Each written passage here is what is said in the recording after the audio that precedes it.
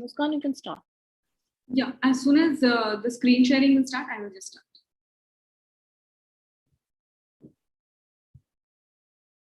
Are we sharing a screen or I can just go ahead? You can start. Okay, great. Hello and welcome everyone to EdTech X Indian Education Awards 2021. The 11th annual EdTech X Indian Education Awards is organized by Franchise India.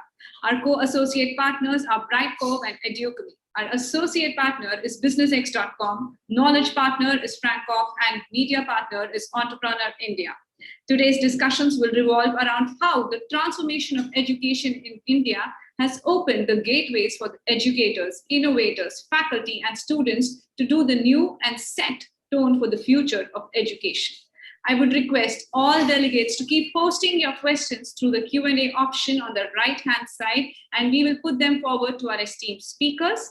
To set the tone for the discussion, I would now like to invite Ms. Ritu Maria, Editor-in-Chief, Entrepreneur Media India and Asia Pacific and Franchise India, to present the welcome note. Good morning, ma'am. I hope you're doing well. Thank you, Muskan. Good morning to you, and a very good morning to all the people who have joined us here today from the education sector. I warmly welcome you to the EdTech X and the Indian Education Congress 2021.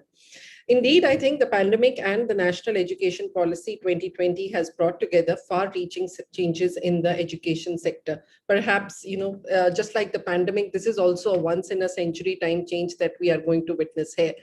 Particularly the new education policy structure of 5+3+3+4, and of course the role of regulators becoming much more powerful and much more concise. We are really looking at change that is probably incomprehensible right now, but probably on the hindsight, it will be much, much larger. But also on the other hand, when I look at the dilemma of schools, which are inching, schools and colleges and universities who are now inching closing to the back to the school season, there is no common template that exists today. It's hard to determine whether to educate students remotely or whether we want to bring them back to the classroom or create a hybrid model. This is a classic dilemma where the long term looks really very pleasant and very green, but the short term is full with challenges.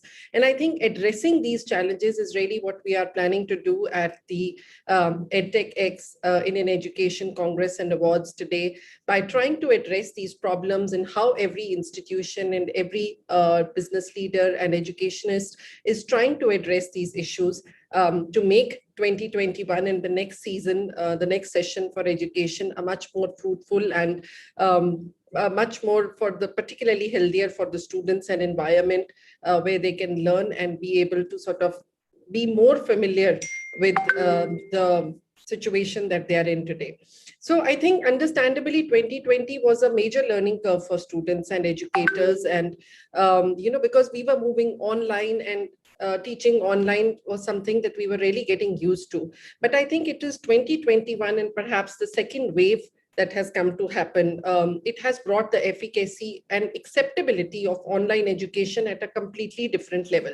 It is now probably fully acceptable and even to some extent much desired by both parents who are very wary of how they would want to send their children back to school.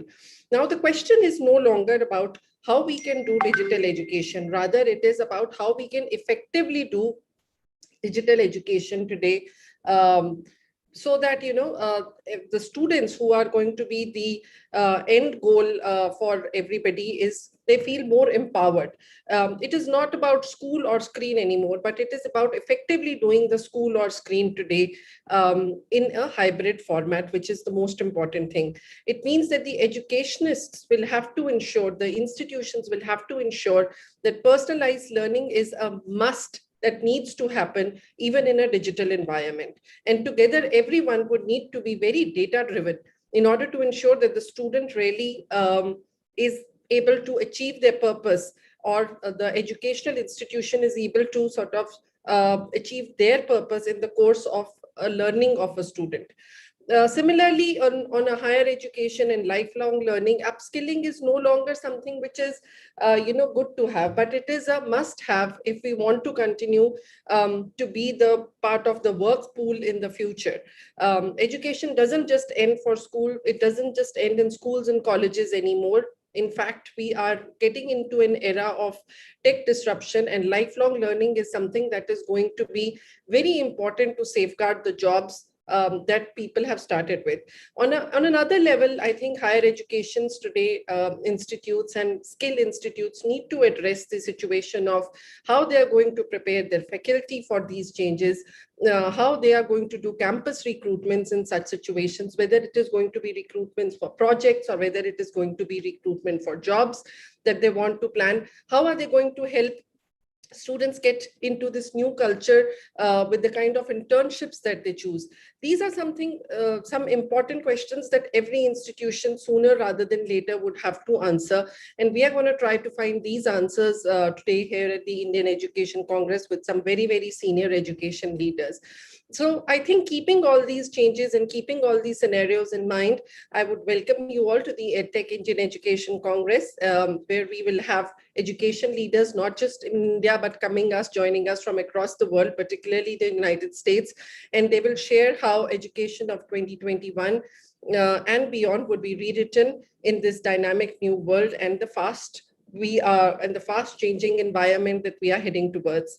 So there are multiple sessions which will be happening today across K-12 education, higher education, skill education, which I would want all of you to please attend. And if you have some questions, please do not hesitate to ask. We want to make this conference as engaging as possible. And I would also like to congratulate all the award winners today who are doing some marquee work in the education sector and have become the innovators and the change makers of the education of the 21st century. I'm very much looking forward to interacting with you. I know it is a screen and therefore probably not as conducive as we were in a physical environment, but nevertheless, always happy to hear your thoughts and always happy to hear about what you are doing or what change you are bringing in the education sector. You can reach out to me on LinkedIn at Ritu Maurya to discuss your more path-breaking thoughts. Looking forward to spending these great few hours on productive discussions and, of course, catering in a little way to the course of future education. I welcome you all to the Indian Education Congress and Awards and look forward to having a wonderful day full of discussions, meaningful discussions and networking. Thank you very much. Over to you, Muskan. Thank you so much, ma'am. We now move on to the first session of the day.